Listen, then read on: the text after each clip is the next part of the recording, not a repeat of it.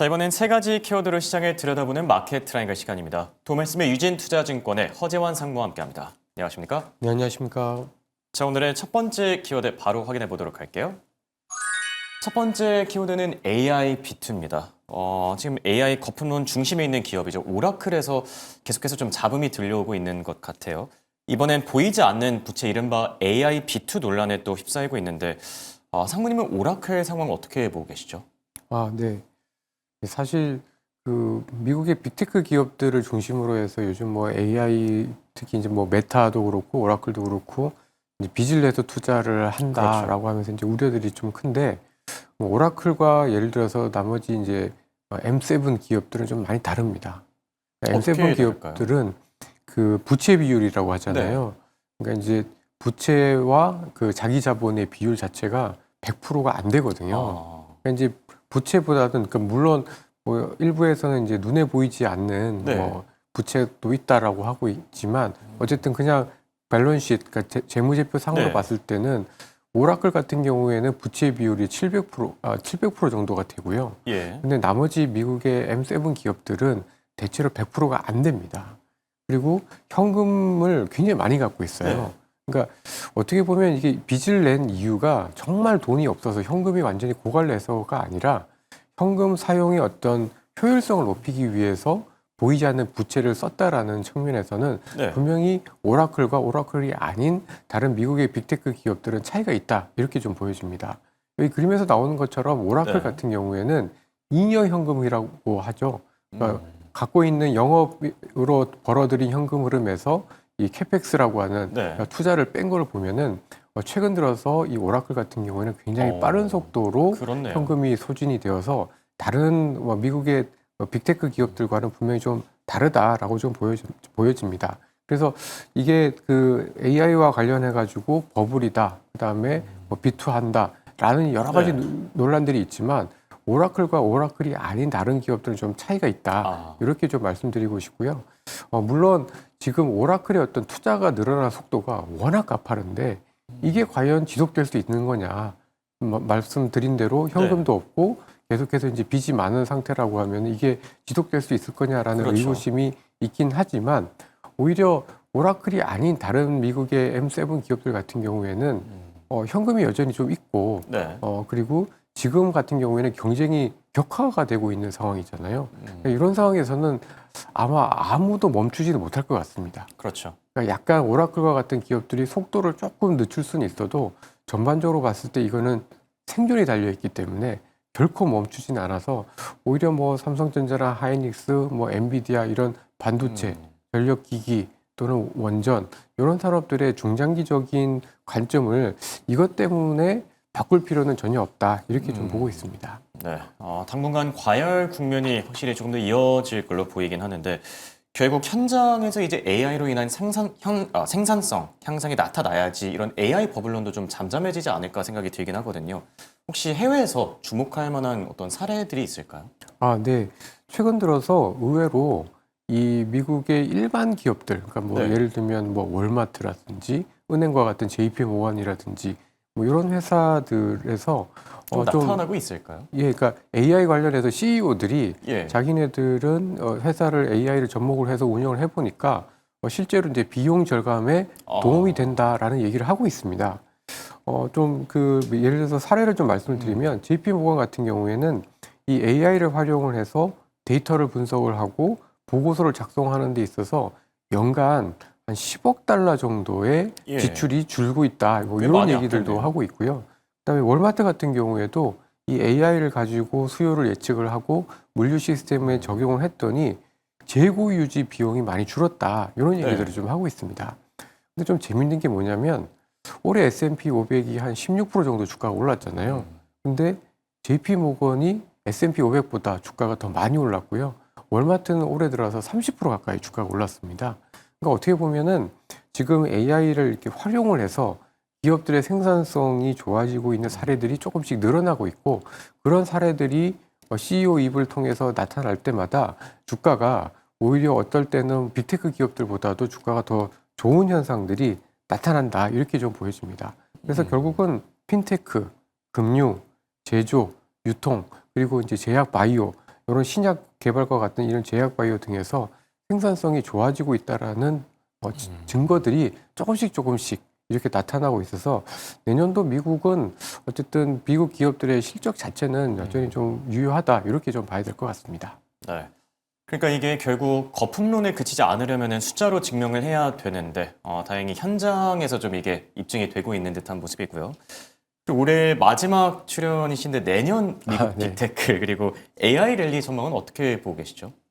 그러니까 이제 내년에도 AI는 굉장히 중요한 투자 테마가 될 거는 분명하고요. 네. 그리고 이 AI를 빅테크 기업들이 주도를 하는 것도 맞는 것 같습니다. 근데 다만 아까 말씀드린 것처럼 이제 올해부터 그리고 내년부터는 이 빅테크 기업들 내의 경쟁이 너무 치열해지기 때문에 그것도 맞죠. 아마도 빅테크 기업들의 어떤 이익 마진에 대한 걱정들이 계속해서 있을 것 같습니다.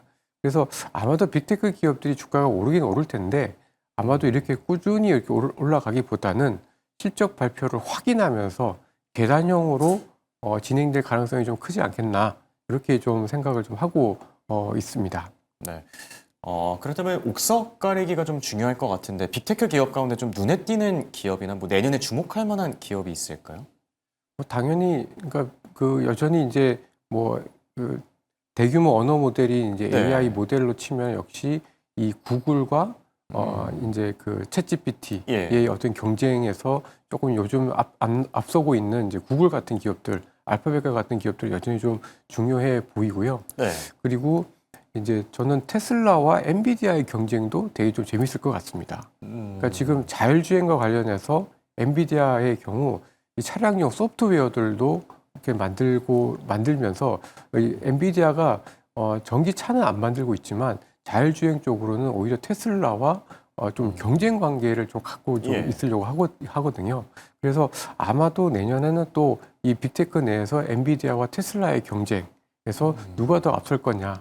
지금 뭐 자율주행으로 보면은 당연히 테슬라가 조금 더 그렇죠. 우세해 보이지만 엔비디아의 기세도 또 굉장히 좀 세기 때문에 흥미롭긴 엔비디아 하네요. 좀 재밌게 봐야 될 것 같고 여전히 AI 쪽에서는 구글이 아무래도 이런 광고라든지 그다음에 검색이라든지 이런 수직 계열화가 네. 상대적으로 잘 돼 있기 때문에 아마도 이렇게 구글과 같은 알파벳과 같은 기업들 좀 주목해 보실 필요가 있지 않을까 싶습니다. 네.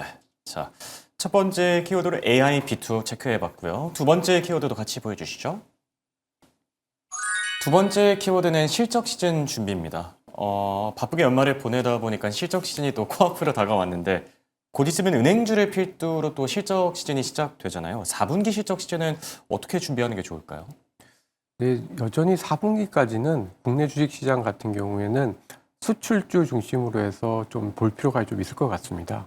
그러니까 지금 뭐 저희가 이제 크리스마스 연휴 직전에 원달러 환율이 워낙 급락을 좀 해서 변수가 좀 생기긴 깜짝 했었습니다만은 평균적으로 봤을 때 원달러 환율이 지금 굉장히 4분기 들어서 또 고공행진을 했기 그래서. 때문에 아마도 수출 기업들의 실적에는 상당폭 긍정적인 영향을 좀 주었을 가능성이 좀 높아 보이고요.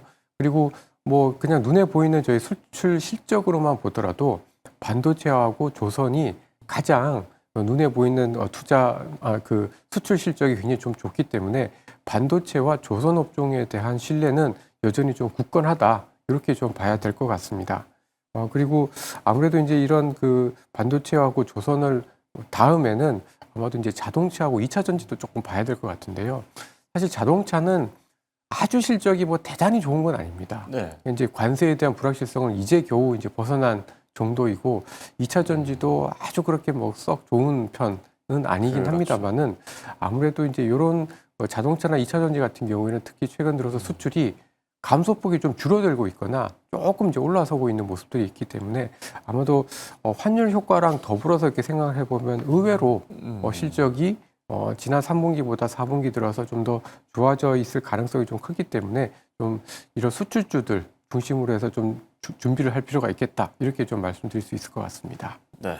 자동차랑 2차 전지 관련주들의 실적 턴어라운드를 좀 기대해봐도 좋을 듯 하고요. 그리고 반도체 투톱이죠. 삼성전자랑 SK 하이닉스의 실적 눈높이가 최근 3개월 동안 또 많이 올라갔다라고 하는데 반도체 투톱의 4분기 실적은 어떻게 전망하고 계세요? 뭐 좋을 겁니다. 그리고 아마도 예. 저희가 생각했던 것보다도 좀 더 많이 좋을 가능성이 분명히 좀 있어 보이고요. 그런가요? 근데 이제 반도체에 대해서는 사실 이제 그 가장 큰 고민은 이제 일단 아까 말씀 주셨던 것처럼 눈높이가 많이 높아져 있다. 예, 그리고 그렇죠. 주가가 올해 들어서 꽤 많이 올라와 있다. 이제 요게 이제 하나의 좀 중요한 허들인 게 아닌가라는 생각이 좀 들고, 그 다음에는 이제 지금 계속해서 불거지고 있는 AI 거품론, 요것 때문에 혹시라도 반도체에 대한 어떤 수요나 투자가 조금 이제 속도 조절하지 않을까 이제 이런 걱정들이 좀 있긴 합니다만은 뭐 기본적으로 이제 실적은 굉장히 좀 좋은 편이고요. 특히 뭐 내년 같은 경우에 이게 4분기 실적을 발표하고 난 다음에는 또 당연히 이제 2026년에 대한 이익에 대한 기대치가 가 중요할 텐데 올해 반도체 영업이익이 한 80조가 조금 안 되거나 그 근처가 좀 될 것 같은데요. 내년에는 한 160조가 넘을 걸로 예상이 좀 되고 있는 네. 상황입니다. 그래서 아마도 이제 실적 자체는 굉장히 좀 좋을 거고 요거 실적이 어떤 지속성 그리고 주가가 어느 정도 올랐지 않았느냐라는 부담 요거를 이제 극복하는 게 관건일 텐데 아마도 실적을 발표하면 발표할수록 불확실성은 좀 완화가 되는 형태가 좀 되지 않겠는가 이렇게 저희는 좀 보고 있습니다. 네. 그래도 미국이 지금 중국 반도체 관세를 한 18개월 동안 보류한다라고 하잖아요. 이런 부분들이 좀 반도체 시장의 불확실성을 걷어내 줄 수 있을까요? 아니면 그렇게까지 큰 영향 자체는 없을까요? 아무래도 이제 물론 이제 그 제가 이제 객관적으로 좀 보면 네. 이게 관세 영향이 아주 크진 않은 것 같습니다. 그러니까 이제 반도체라는 거는 특히 예를 들어서 저희 한국 같은 경우에는 반도체만 수출하는 경우보다는 네. 예를 들면 반도체가 핸드폰에 들어가고 반도체가 노트북에 들어가서 예. 팔리는 경우들도 꽤 많기 때문에 사실 반도체 관세의 영향이 실제 이 반도체를 만드는 기업들의 실적에 아주 직접적인 영향을 사실은 다른 업종들보다는 좀 덜 주는 것 같습니다. 그렇겠네요. 그래서 사실은 이제 이게 주는 의미가 분명히 긍정적이긴 하지만 실제 실적에는 아주 뭐 드라마틱한 효과를 주지는 못할 거다 네. 이렇게 좀 보여지고요. 그렇지만 어쨌든 관세를 보류하는 게 실제로 이제 부과하는 것보다는 훨씬 그렇죠. 기업들의 실적과 불확실성에는 좀 도움이 될 거다 이렇게 좀 보여집니다. 네.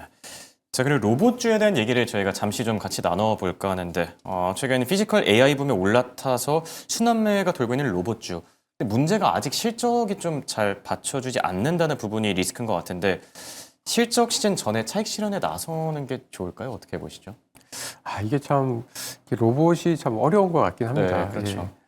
근데 이제 그 전반적으로 봤을 때 이 로봇 업황은 올해와 내년을 기점으로 해서 완전 드라마틱하게 좀 바뀔 가능성이 분명히 있긴 한 것 같아요. 어떻게 바뀔까요? 그러니까 지난 12월에 있었던 일본에서 나타난 그 국제 로봇 협회 네. 그 행사에서 그 내용들을 보면은 올해와 내년을 기점으로 해서 휴머노이드 로봇이 본격적으로 상용화되는 첫 원년이 아마 내년이 될 것 같습니다. 예. 그리고 실제로 저희가 뭐 유튜브를 통해서라도 정말 사람처럼 움직이고 사람과 거의 걸음을 똑같이 그렇죠. 걷는 그 기업들에서 나온 로봇이 많이 발견이 되고 있기 때문에 분명히 이제 올해와 내년이 굉장히 좀 중요한 반전의 포인트가 될 것 같은데 이제 저희의 문제는 이러한 로봇을 통해서 실제로 숫자가 찍히는 기업들이 많지가 않다라는 그렇죠. 거라고 좀 보여지고요. 그렇지만 어쨌든 이 가장 앞단에 있는 업체들, 뭐 예를 들면 뭐 테슬라라든지, 네. 뭐 현대차의 뭐 보스턴 다이나믹스라든지, 그리고 한국에서는 이런 기업들한테 이제 부품을 파는 이런 기업들 같은 경우에는 서서히 실적이 가시화될 수 있을 것 같다라고 좀 보여집니다. 그래서 아마도 지금 최근 들어서 좀 너무 관심들이 좀 뜨거워졌기 때문에 네. 제가 생각할 때도 실적 시즌 전에 숫자가 나오면 조금 실망할 가능성이 높기 때문에 조금 차익 실현 내지는 조금 뒤로 물러섰다가 또 좀 흔들릴 때 또 좀 네. 접근하는 게 좀 맞지 않을까 싶습니다. 네, 로봇주와 관련해서는 최근에 워낙 관심이 좀 뜨거운 만큼 잠시 쉬어가는 국면으로 좀 지켜보는 것도 좋다 이렇게 얘기를 해주셨고요. 자, 세 번째 키워드 보여주시죠. 세 번째 키워드는 환율 경고입니다. 정부의 경고와 함께 원달러 환율 1,440원대로 정말 뚝 떨어졌는데 외국인들의 매수세를 좀 앞으로 자극할 수 있을까요? 어떻게 보시죠? 사실 이제 그 그동안의 이제 환율 개입 정책들은 약간 좀 구두 개입 그리고 이제 약간 이제 금융기관들의 이제 유동성을 조금 완화시켜주는 형태의 정책이었다라고 하면은 이제 저희가 이제 24일 날 봤었던 구두 개입은 좀 강도가 좀 세기는 셌었고요. 그리고 실제로 이제 액션이 들어갈 수 있는 언급이었기 때문에 나름대로는 의미가 있었고 그것 때문에 이제 원달러 환율이 급락을 했다 이렇게 좀 봐야 될 것 같습니다. 그만큼 지금 정부에서는 원달러 환율 이제 1,500원대는 반드시 지켜내야겠다라는 의지가 굉장히 좀 강한 것으로 확인이 됐기 때문에 기본적으로는 당분간은 1,480원대 또는 1,500원대를 단기간에 또다시 올라가기는 되게 쉽진 않아 보인다. 어느 정도는 이제 환율이 잡힌다기보다는 어쨌든 네. 환율이 올라가는 속도는 크게 둔화될 가능성이 좀 크다 이렇게 좀 보여지는데 실제로 근데 이게 좀 지속적인 효과를 내기는 좀 쉽지 않을 걸로 좀 판단을 좀 하고 있고요. 네. 이게 이제 서학개미를 잡아서 이제 국내 시장으로 돌린다라는 정책인데 돌아올까요? 저는 잘 안 돌아올 것 같거든요. 네. 왜냐하면 국내 투자를 하시는 분들의 시각과 또 성향도 좀 많이 다르기도 많이 하고요. 다르고 예. 예를 들면 서학개미를 투자를 하시는 분들은 조금 더 길게 많이 봅니다. 예, 그렇죠. 그리고 이제 개인 물론 각자에 따라서 사람들 분에 따라서 성향이 많이 다르긴 하지만 돈의 성격도 조금 더 장기적인 예를 들면 ETF를 통한 되게 장기적인 성격의 돈들이 많기 때문에 그런 것들이 어떤 그 서학개미가 동학개미로 변신하는 것으로 직접적으로 작용하기는 좀 한계가 있다 그렇게 보고 있습니다. 네, 그리고 궁금한 게 외국인 입장에서 이번 정부의 구두 경고도 그렇고 정책들이 좀 추세 전환으로 인식될 수 있을까요? 아니면 일시적인 어떤 단기 정책 시그널 정도다 이렇게 파악을 할까요? 네. 그러니까 결국 중요한 게 외국인들의 마음을 좀 돌리는 게 중요할 것 같은데요.